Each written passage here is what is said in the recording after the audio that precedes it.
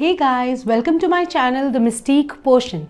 I hope after doing the exercises in the earlier video I have mentioned, you are feeling so lighter about money. जितने भी questions आपको मैंने पिछली video में दिए थे, उनके answers के बाद आपको लग रहा होगा that was so easy to feel lighter about money.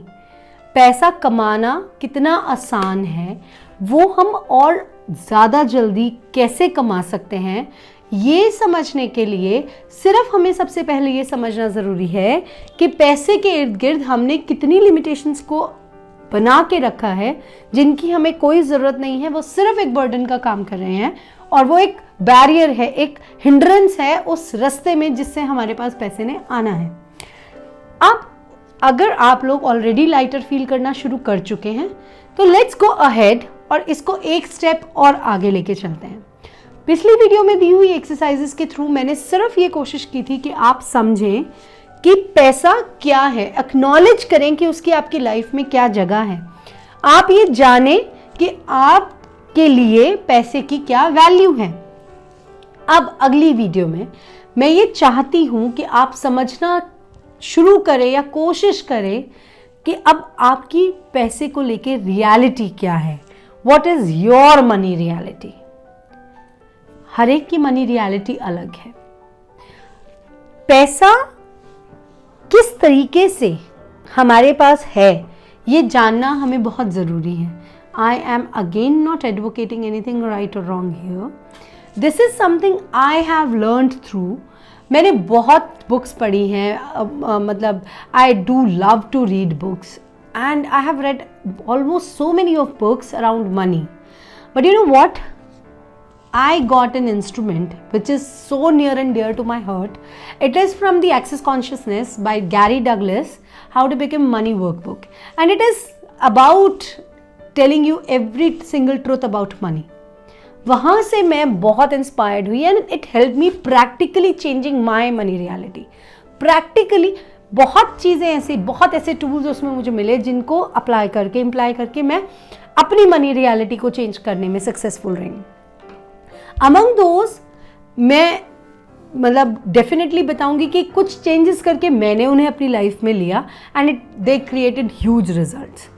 लेकिन उन सबको लेने से पहले जो सबसे पहली चीज़ थी, that book made me realise that what is my money reality and what is I am escaping from. Now coming to you guys, tell yourself the truth of your life about money. पैसे के बारे में आपकी जिंदगी में सच्चाई क्या है वो आपको आज अपने आप को बतानी है। Again, with a pen and a paper, be ready to answer some questions to yourself. The first question is, what do you have in terms of money? पैसे के नाम पर हमारे पास क्या है?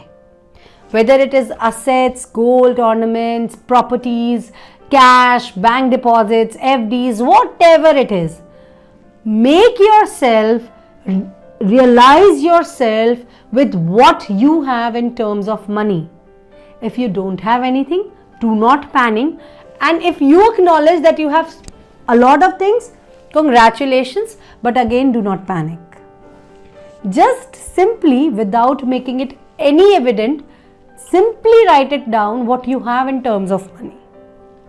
Second thing is it truly yours or you have borrowed it? Yes, whatever you have enlisted in your life, जितना भी list आपने बनाया है वो आप ही का है या आपने किसी से बोरो किया है। बोरो करने का मतलब ये नहीं कि वो आप मांग के लाए हो। बोरो करने का मतलब ये भी है कि does it belong to someone else. जैसे कि क्या हमारे असेट्स में कुछ चीज़ें ऐसी हैं जो हमारे पेरेंट्स ने दी हैं, तो it does belong to them.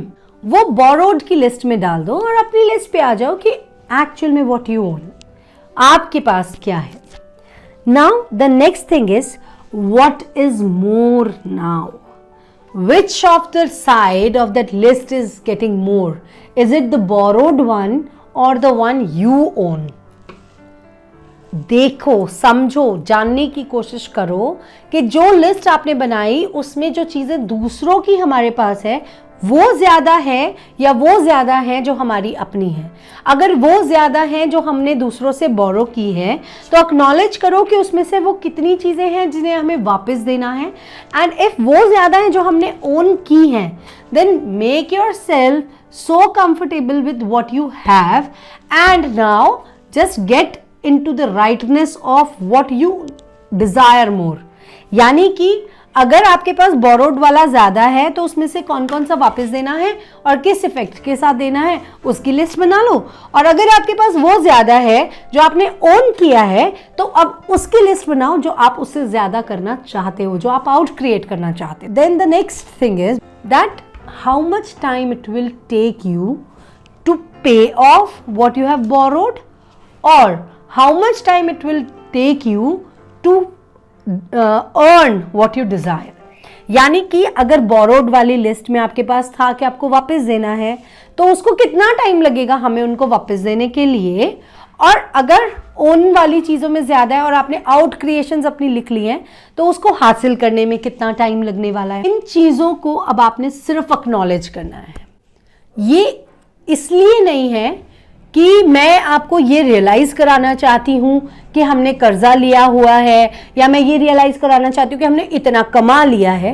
ये सिर्फ और सिर्फ इसलिए है ताकि आप अपनी मनी रियलिटी को समझ सकें, आप ये जान सकें कि एक्चुअल में अगर मैं ये सोचता या सोचती हूँ कि जो मेरे पास है वो काफ़ी है तो क्या वो सच में काफ़ी है, या अगर मैं ये सोचता हूँ कि मैं कर्जे में दबा हुआ हूँ और डूबा हुआ हूँ और मैं बाहर नहीं निकल सकता, तो क्या ये रियलिटी है? क्या ये पॉसिबल नहीं है कि जो आप कर्जा में जिसको आप कह रहे हो वो कर्जा बहुत जल्दी उतर सकता है या आसानी से दिया जा सकता है? साथ ही साथ उसमें आप ये रियलाइज करो कि व्हाट यू ओन, आपके पास अपना क्या है, आपको ये भी रियलाइज हो। It is for your betterment. It is not for any tension purpose. It is for just to acknowledge what you have. जब आपको ये समझ में आता है कि मेरे पास ये है तो आपको abundance का मीनिंग क्लियर हो जाता है। यानी कि हम लोग हमेशा अपने आप को बहुतायत कहते हैं, मतलब बहुत सारा हो हम इसमें देखना चाहते हैं, तो वो उस बहुत सारे के लिए हमारी कितनी कमी रह गई है वो एक्नॉलेज करने में ये एक्सरसाइज हमें हेल्प करती है।